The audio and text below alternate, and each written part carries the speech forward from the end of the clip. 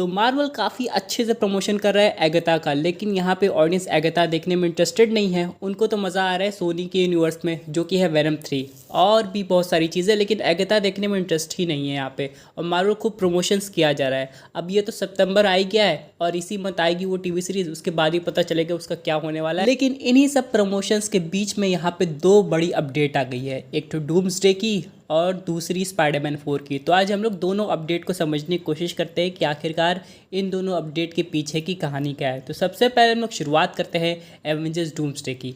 यहाँ पे दोस्तों रॉबर्ट डाउनी जूनियर को आप लोग को पता होगा कि कितना पैसा मिल रहा है, ऑलमोस्ट $80 मिलियन, यानी कलेक्टिवली डूम्सडे और सीक्रेट वॉर्स में काम करने के लिए। अब यहाँ पे ये कहा जा रहा है कि रॉबर्ट डाउनी जूनियर के अलावा मार्वल स्टूडियोज़ और भी बड़े बड़े एक्टर्स को अप्रोच करने लगा है और उनसे कॉन्ट्रैक्ट साइन करवाने लगा है कि सीक्रेट वॉर्स और डूम्सडे में वो अपनी बुकिंग कंफर्म कर लें। जिसमें से सबसे पहला नाम आ रहा है टॉम हिडलसन, यानी कि अपने लोकी का। और मेरे हिसाब से उनकी सबसे ज़्यादा ज़रूरत होने वाली है इस बार। आप लोग को याद होगा ना लोकी का वो डायलॉग, जब लोकी थैनोस से बोल रहा था कि अगर तुम अर्थ पर जा रहे हो तो तुम्हें गाइड की ज़रूरत पड़ेगी।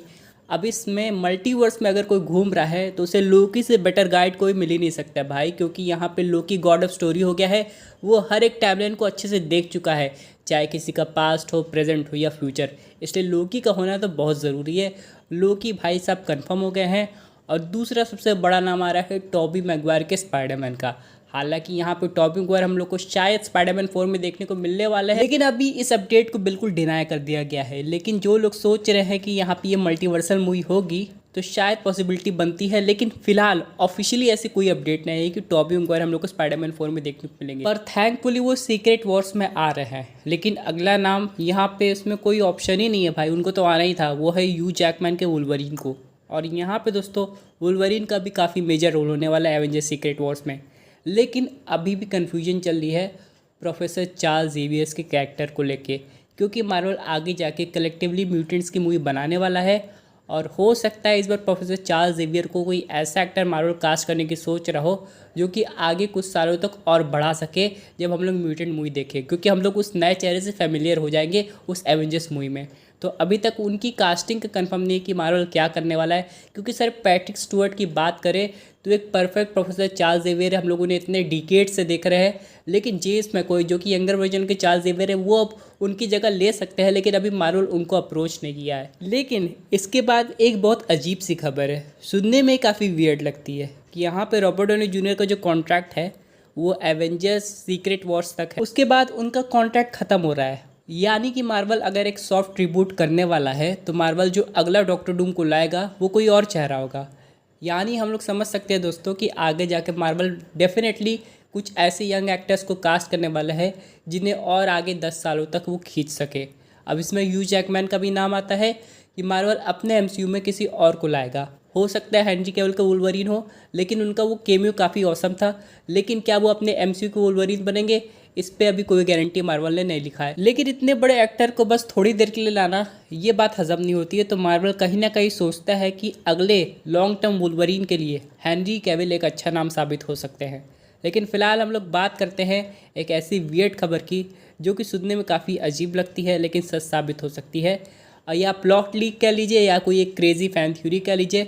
यहाँ पे कहा जा रहा है कि स्पाइडरमैन, जो कि हम लोग का जो इकलौता स्पाइडरमैन है अभी एमसीयू में, जो कि बिल्कुल अकेला है इस समय, वो एवेंजर्स 5 में एक तरीके से विलन का रोल निभाएगा और एवेंजर्स सीक्रेट वॉर्स में जाके अपनी पार्टी बदल लेगा, यानी कि अच्छे लोगों के साथ आ जाएगा। और उसे मैनिपुलेट करने वाला और कोई नहीं बल्कि डॉक्टर डूम होंगे। स्पाइडरमैन के इमोशंस इसलिए भी खतरनाक होंगे कि उस समय सीक्रेट वॉर्स से पहले यानी कि डूम्सडे में उसके साथ वेनम सिम्बियोट अटैच होगा। अब ये रियल वेनम होगा कि वो जो वेनम का सब पार्ट है जो हम लोग को दिखाया गया था वो होगा, ये तो नहीं पता। लेकिन ब्लैक सिम्बियोट के आने के बाद उसके इमोशंस और ज़्यादा तेज़ हो जाएंगे, उसका गुस्सा, उसका जो पेन है वो बढ़ जाएगा और वो डॉक्टर डूम की साइड ले लेगा एक तरीके से। और भी बहुत सारे रीज़न हो सकते हैं, लेकिन हाँ कुछ समय के लिए वो डूम के साथ इसलिए भी रहेगा क्योंकि डूम का चेहरा टोनी से मिलता है और टोनी एक बंदा था जो कि पीटर की बहुत केयर करता था। और क्या पता डूम इस बात का फ़ायदा उठा के ये भी कहे कि पीटर की आइडेंटिटी सब लोग भूल गए हैं, सिर्फ मैं तुम्हें जानता हूँ और तुम मेरे लिए हमेशा अच्छे रहोगे। और यही सब बात करके हो सकता है वो पीटर को बाकी एवेंजर्स के अगेंस्ट करते, इसलिए कि वो उससे अपना काम निकलवा सके। और एक तरीके से उसे भाई कंपेनियन की ज़रूरत तो है ही है। और स्पाइडरमैन से अच्छा और बेटर कंपेनियन इस समय हो ही नहीं सकता है। और बाकी एवेंजर्स चाह के भी शायद पीटर को हर्ट ना कर पाए, क्योंकि स्पाइडरमैन जब अपने फुल पोटेंशियल में होगा तो उसे हराना ऑलमोस्ट इम्पॉसिबल हो जाता है। फिलहाल ये तो थी एवेंजर्स डूम्सडे तक की बात और सीक्रेट वॉर्स की कि अभी किसको अप्रोच किया गया है। लेकिन यहाँ पे अभी भी एक नाम अटका हुआ है, पता नहीं मार्वल इसे कब कंफर्म करेगा, जो कि है घोस्ट राइडर का। घोस्ट राइडर हम लोग को कब दिखाई देगा, क्योंकि डेडपूल एंड वुल्वरीन के कॉन्सेप्ट आर्ट में हम लोग को निकोलस केज का घोस्ट राइडर देखने को मिलने वाला था, लेकिन उसके बाद वो सीन को हटा दिया गया। फिर निकोलस केज उसे सीन को करने से ही मना कर दिए। अब वो क्या सीक्रेट वॉर्स में वापस आएंगे कि नहीं, ये तो आने वाला वक्त बताएगा। लेकिन हाँ, घोस्ट राइडर के लिए दो नाम अभी भी बचे हैं, जो कि है यहाँ पे रायन गॉसलिन और दूसरा कियानू रीव्स। अब एक तरीके से देखा जाए तो दोनों ही फ़ैन फेवरेट है, लेकिन अगर फैंस की वोटिंग पे ध्यान दे तो फैंस चाहती है कि कियानू अगले घोस्ट राइडर बन जाए एमसीयू के। फिलहाल ये तो हो गई डूम्सडे की बात। अब बात करते हैं स्पाइडरमैन 4 के अपडेट की। अब यहाँ पे कहा जा रहा है कि स्पाइडरमैन को अपना एक नया डायरेक्टर मिल गया है, और ये और कोई नहीं बल्कि शैंग-ची मूवी के डायरेक्टर इस मूवी को डायरेक्ट करने वाले हैं। अब यहाँ पे अगर शैंग-ची मूवी के डायरेक्टर आ गए हैं तो सिमू लियू का शायद केमियो हो जाएगा, इस वजह से क्योंकि एक टाइम कॉमिक्स में ऐसा आता है कि जब स्पाइडरमैन अपनी स्पाइडर सेंस भूल जाता है, यानी कि वो दुश्मनों के वार को पहले से पहचान नहीं पाता है, जिसकी वजह से शैंग-ची उसकी हेल्प करता है और उसे काफ़ी अच्छी ट्रेनिंग भी देता है ताकि वो एनिमी के अटैक को पहले ही भाप ले बिना अपने स्पाइडर सेंस के। हालांकि कॉमिक्स में बाद में उसकी वो सेंस वापस आ जाती है, लेकिन वो शैंग-ची का हमेशा शुक्रगुजार रहता है और शैंग-ची को हमेशा थैंक यू भी कहता है। लेकिन अगर शैंग-ची का केमियो होता है तो हम लोग को 10 रिंग्स की कुछ नई पावर्स भी देखने को मिल सकती है अगर शैंग-ची उसे अपने साथ लाता है तो। अब यहाँ पे बात कर लेते हैं, क्या ये मूवी ग्राउंड लेवल की होने वाली कि मल्टीवर्स लेवल की, जिस पे मार्वल और सोनी एक दूसरे से खींचातानी कर रहे थे।